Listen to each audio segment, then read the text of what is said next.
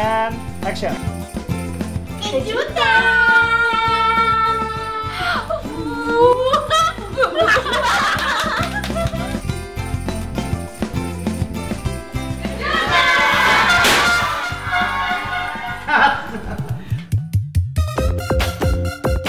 Gua bakal pulang, tapi pokoknya intinya gua nggak mau ngekawin sama Otoy. Gua nggak mau tahu gimana caranya, pokoknya lo berdua harus bantuin gue. Mira ini adalah orang kampung atau orang daerah yang hijrah ke kota untuk berkarir.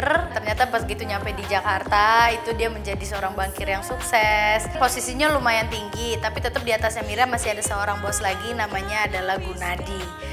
Oh my god, Pak Gunadi ini tuh cunihin lah ya gitu. Genit, kalau ngomong tuh kayaknya cuma berapa senti di dekat Mira. Yang namanya perempuan kan bisa menjadi objek pelecehan gitu kan. Tapi kembali lagi di sini untungnya Mira tuh dibekali oleh orang tuanya dengan ilmu bela diri, karena bapaknya di kampungnya itu punya padepokan. Kak Dwi berarti follow sampai sini ya. Ini kok gue tinggi banget sih?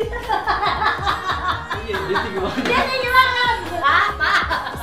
Udah naik ke panjang. Jesse Bom yang akan memandu kalian menyelesaikan dan memberikan solusi yang tepat untuk semua. Jessie itu adalah cewek berusia 27 tahun, seorang anak yang terpaksa harus nyari uang sendiri. Dia kuliahnya juga nggak selesai, makanya dia mengalihkan dirinya dia ke passion yang sebenarnya lebih dia pengenin, yaitu adalah dunia tarik suara dan juga seni peran. Nah pas Poppy mundur lu udah di sini di UT.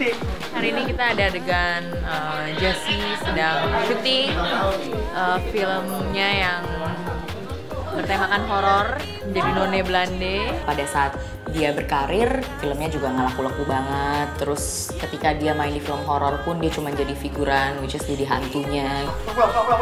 Ganti. Gue nggak pantas main film lagi kan, gue main SMS kan. Kasian memang si Jessie Bom ini ya, tapi ya dia terus mempunyai sahabat yang terus-terusan mensupport dia seperti Mira dan juga Umi. Umi itu dia mengidap suatu penyakit yang bernama panic anxiety sih. Jadi ada sesuatu kelainan kejiwaan sebenarnya dalam diri dia. Teman gua Umi ini punya cita-citanya adalah menjadi fashion designer terkenal. Fokus dong sama gue. Gue ceritanya bermimpi sebagai fashion designer gitu, terus tapi nggak ada yang nerima desain-desain gue, jadi gue panik banget, terus dikit-dikit pengen bunuh diri. Umi itu kalau misalnya ada goncangan kejiwaan itu pasti ngadunya ke Mira, dan Mira selalu ada untuk Umi. How panicky you are itu kan kelihatan dari gestur, jadi lu harus benar main bahasa tubuh. Enak kan guys? Ini resep dari udah gue loh.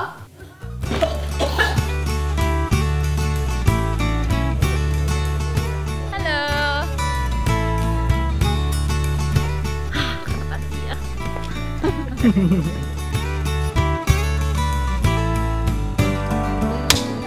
action. This is my bitch. Gue dari dulu sih gue nggak mau pindah dari sini. Ih gila, gue bisa ngelamar kerja di Baywatch gak di sini? Apa Kang? Itu tuh hutang saya. Saya kan cuma ingin bantu. Gue berperan sebagai Otoy.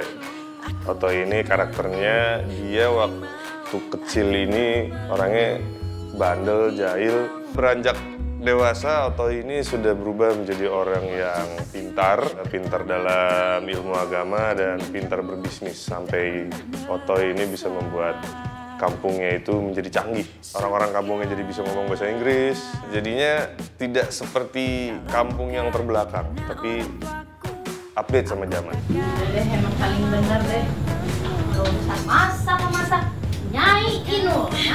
Inul itu single parent ya, jadi dia janda di desa dan dia nikahnya tuh nikah muda. Kebanyakan di desa seperti itu, kalau misalnya orang tuanya kejepit hutang, pasti anaknya langsung dinikahin. Salah satu kasusnya si Inul ini. Kesulitannya itu gimana bisa merasakan kesedihan Inul di saat dia harus tegar menghidupi seorang anak yang sudah beranjak remaja, harus bisa survive, menjalani hidup. Gimana bisa dia tetap happy dan cheerful di tengah-tengah kegetiran hidup dia. Itu sih kayaknya yang jadi PR buat gue untuk bisa memperdalam karakter Inul.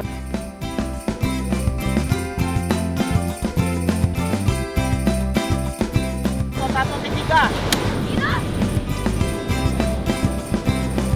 Jangan lari-lari, ini tipe hewan.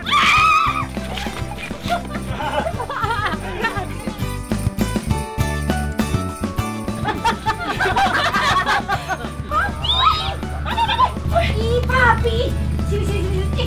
Beri pisang. Si Asep ini seorang laki-laki yang percaya diri ya. Dia ini merasa bahwa perempuan-perempuan itu pasti selalu terpesona sama dia. Ya mungkin karena dia punya istri 2, jadi Kokom dan Dede ini posesif banget. Dan kayaknya tuh merasa si Asep ini pria tertampan sedunia yang pernah dia temui.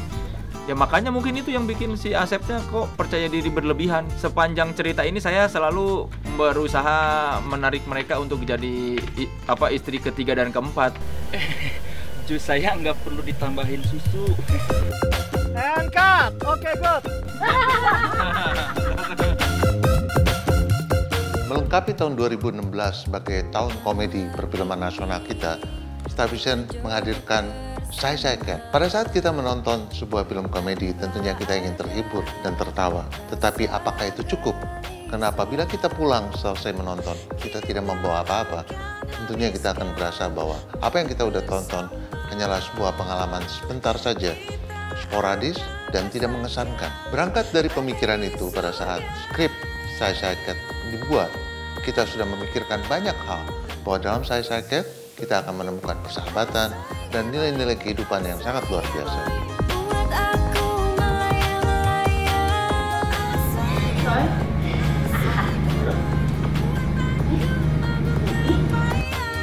Monty itu punya ide, sebuah premis tentang 3 perempuan yang bersahabat dan persahabatannya ini diuji oleh seorang pria. Dia pitching ke Pak Parwes dan Pak Parwes menyukai premis ini. Pas draft 1, Monty baca, terus gitu Pak Parwes baca, ditambahin ini, ditambahin itu. Saya belum pernah aja ngeliat Pak Parwes sesemangat ini gitu, dalam masukin jokes-jokes baru ke dalam sebuah skenario. Ide awalnya sebenarnya saya dari dulu sekali pingin banget punya sebuah grup komedi wanita. Itu jarang sekali ya di film nasional. Ya kita kenal ada Warkop, sangat cowok. Lalu dulu kelompok lawak Sersan Prambors dan sebagainya itu kan dominan cowok. Tapi untuk yang cewek hampir tidak ada. Itu cita-cita saya, menghadirkan kelompok lawak dalam film tapi yang feminin. Ini cerita yang dibuat oleh Monty Tiwa dan kemudian ditulis oleh Aditya Mulya berjudul Sai Cat ini sempat menjadi perdebatan. Apakah judul Sai Cat gampang dikenal sehingga akhirnya kita memberikan subjudul Malu-Malu Kucing, ataupun dalam bahasa Sunda kita sebut sebagai Era-Era Hayang. Dengan skrip sebaik ini, kita butuh pemain yang juga luar biasa. Dengan segala upaya yang boleh dikatakan mission impossible, akhirnya kita berhasil mempertemukan kembali Nirina Jubir dan Acha Septiasa setelah mereka terakhir bertemu tahun 2006 di film Heart. Kemudian ada Pedi Nuril, ada Titi Kamal, juga ada Tika Brapani, Budi Dalton, Soleh Solihun. Untuk menghadirkan komedi dalam film bukan hanya sekedar bisa melawak gitu, karena dimensi kelucuan dalam film itu beda dengan melawak di panggung. Harus dibutuhkan jam terbang acting yang tinggi. Film itu ada cerita, ada rasa, emosi yang harus dijaga di tiap scene. Nah inilah dibutuhkan pemain-pemain yang lengkap dari sisi drama acting dan juga komedi. Ketika hasil akhirnya selesai dari skrip, ketika itu ditranslasikan ke dalam bentuk film, senang gitu ngelihat betapa improvisasinya jauh lebih banyak dari skenario.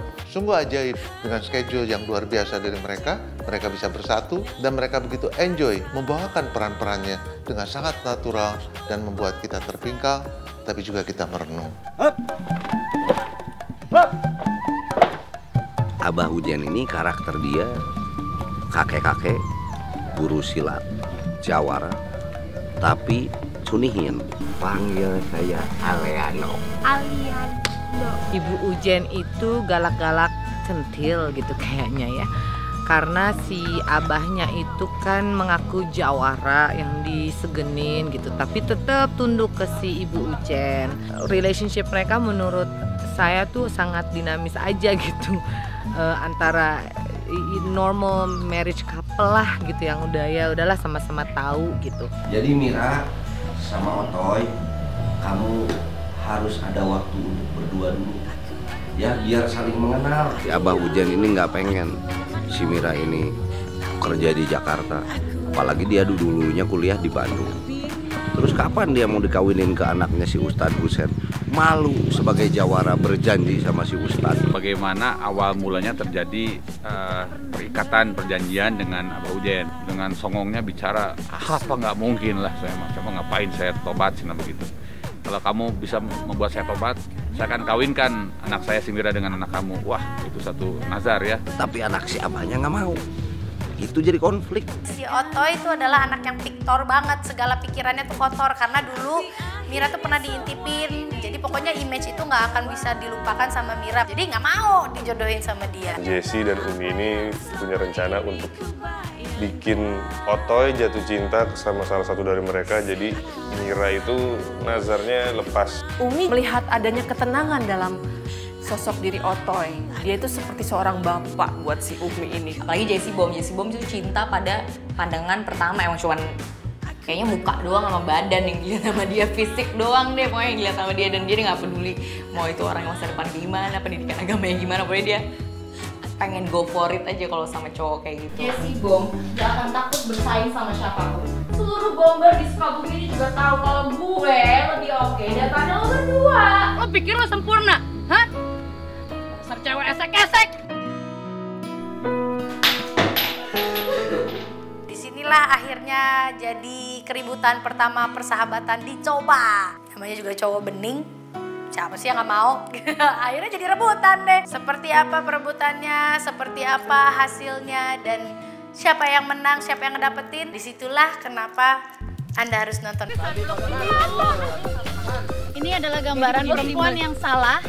Kalau ini adalah gambaran perempuan yang salah kostum di tempat yang salah. Untuk menjadi seorang Mira, Nirina tidak harus menjadi yang mungkin dengan seperti film-film sebelumnya gitu loh. Film sebelumnya kan mungkin harus yang sangat meletup, sangat ekspresif, sangat pokoknya center of the attention banget gitu. Di sini kita main bertiga.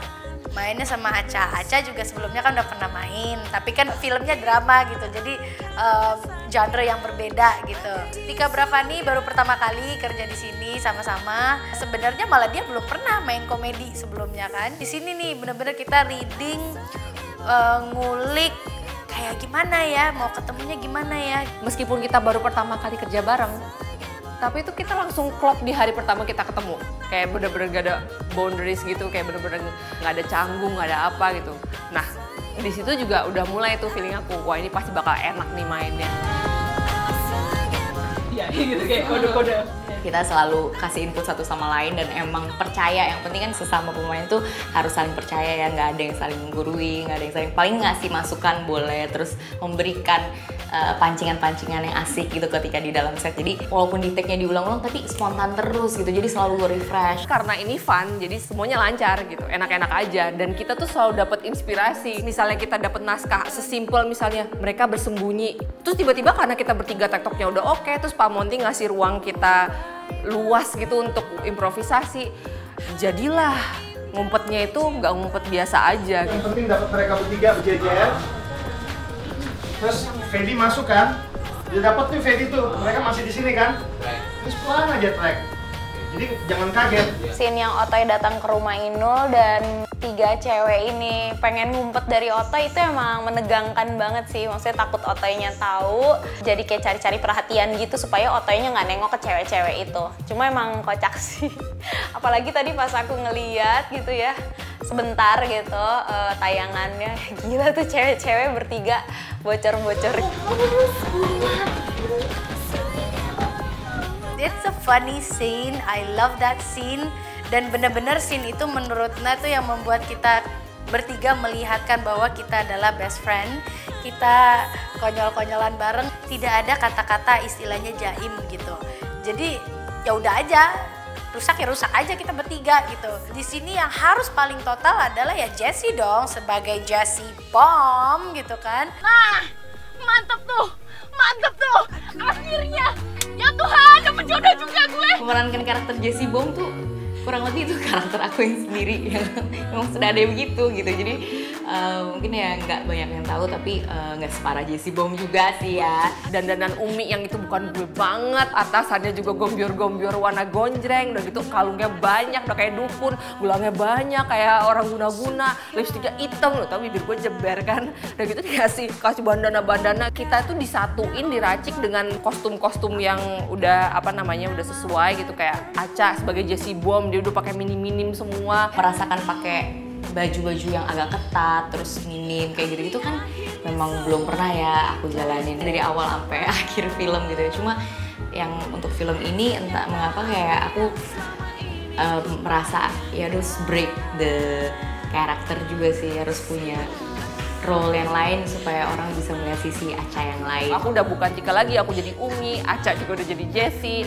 Mira juga ya dia emang paling normal dan paling keibuan di antara kita bertiga. Tokoh yang main di film ini melepas atribut keaktorannya justru malah untuk bermain di film ini ya menjadi the real character. Menyatukan chemistry dari para pemain yang sudah tinggi rata-ratanya jam terbangnya di perfilman nasional ini tentu ada kendala dan tidak mudah. Jenis komedi yang kita inginkan adalah jenis komedi yang lepas, tidak memiliki dinding. Mereka harus mau menjadi apa adanya tanpa harus melawat. Nah ini yang sulit kan. Semua kebebasan dan semua kegilaan itu harus diarahkan supaya satu visi semuanya. Ini yang sangat sulit dan saya yakin ini menjadi sebuah bentuk komedi yang baru, yang fresh, segar dan unik. Cobain kakak dari ini. Aku takut. Mau dilakban dulu ini.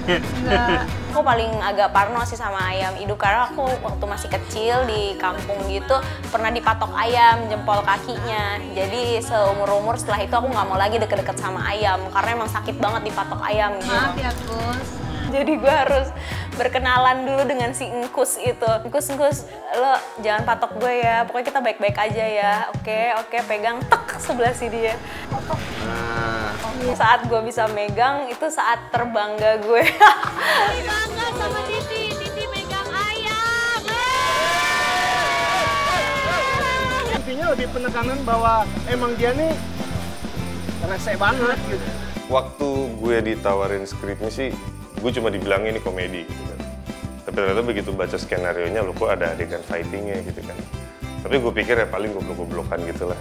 Nggak serius, tapi begitu reading, koreografernya itu Kang Cecep yang mengkoreografi The Raid. Terus gue pikir lah ini serius banget dong berarti. Latihannya cukup intens, agak susah sih untuk menghafal koreografi, terus bikinnya kelihatan natural, dan tuh hati-hati gimana saat banting-bantingan itu nggak sampai kena batu gitu kepalanya.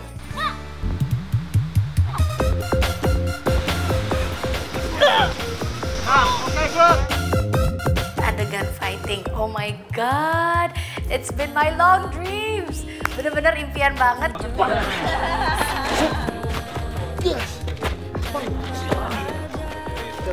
Pas adegan action ini butuh fokus banget, fisik yang kuat, dan juga memori yang bener-bener dipakai gitu kan. Saking tertantangnya, nah nggak pakai stuntman. Semua ngelakuin sendiri, bahkan sampai ke jatoh-jatohnya, dibanting-bantingnya. I did it all. Itu tangan gak ada yang namanya mulus.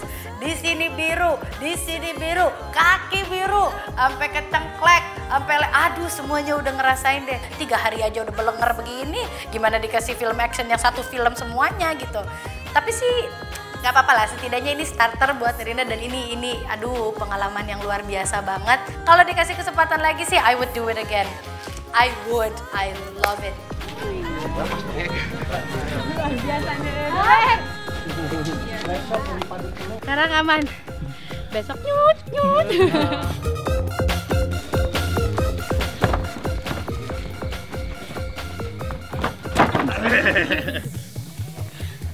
Darah siapa nih?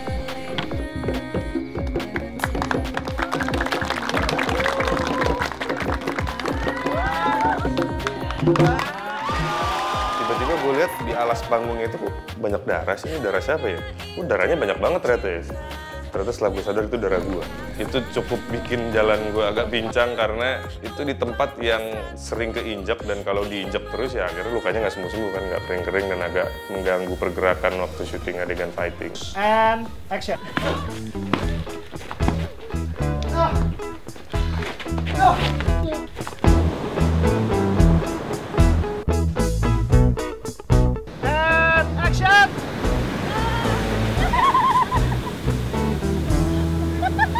Dengan setting yang menarik gitu, kita juga emang lagi fun banget. Nggak cuma di set, tapi kalau lagi break atau apa, kita juga mendekatkan diri berempat. Kita suka main bareng, nongkrong-nongkrong. Jadi emang pas syutingnya tuh emang fun banget.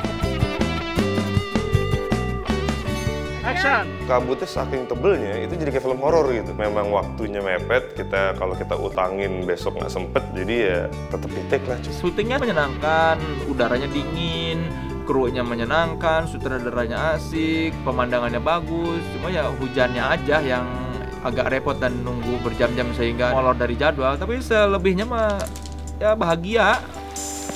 Mengapa kau selalu diam? Mengapa engkau membisu? Pondok Halimun tempat kita syuting hanya memiliki 2 jenis cuaca, hujan dan kabut. Mau nambah hari syuting juga agak sulit karena schedule dari para pemainnya, deretan pemain yang sangat laris saat ini. Jadi tidak bisa nambah hari, kita jalani dengan santai aja karena memang suasana syutingnya juga fun. Ngerjain ilustrasi musik itu pakai alat tradisional, sebuah tantangan, sebuah challenge yang besar banget untuk mengerjakannya. Saya juga di situ buat 2 buah lagu yang judulnya Asoy Geboy dan Malu-Malu Mau. Ungkapkan saja. Harapan aku buat film Shy Shy Cat, semoga ini menjadi film yang intinya menghibur, yang pasti bikin satu bioskop ketawa ketika menontonnya. Aku berharapnya film ini diterima, disukai, bisa menghibur gitu. Karena memang film ini menghibur banget. Hidup itu susah, tapi kalau nonton film komedi begitu keluar tuh kayaknya plong rasanya. Kalau Anda bisa ngasih perasaan itu ke orang-orang, alhamdulillah. Banyak makna-makna tersendiri di film ini gitu, jadi emang wajib banget ditonton. Apabila Anda ingin menonton sebuah film hiburan yang lengkap tentang komedi, tentang keluarga, tentang cinta, tentang persahabatan, tentang rindu kampung halaman, tontonlah Shy Shy Cat, Malu-Malu Kucing, atau Era-Era Hayang. Untuk pemirsa, nonton Hera-Hera atuh, sok nonton film Shy Shy Cat, Malu-Malu Kucing. Shy Shy Cat, Malu-Malu Kucing. Shy Shy Cat, Malu-Malu Kucing. Shy Shy Cat, Malu-Malu Kucing. Mulai tanggal 3 November. 3 November 2016. Di bioskop kesayangan Anda. Yang satu ini tidak boleh dilewatkan. Ajak semua sanak saudara untuk tertawa bersama, terhibur oleh penampilan kami. Yuk, ajak temen-temennya, ajak keluarganya, ajak semua orang yang punya duit supaya datang ke bioskop dan nonton film kita. Maju terus perfilman komedi Indonesia.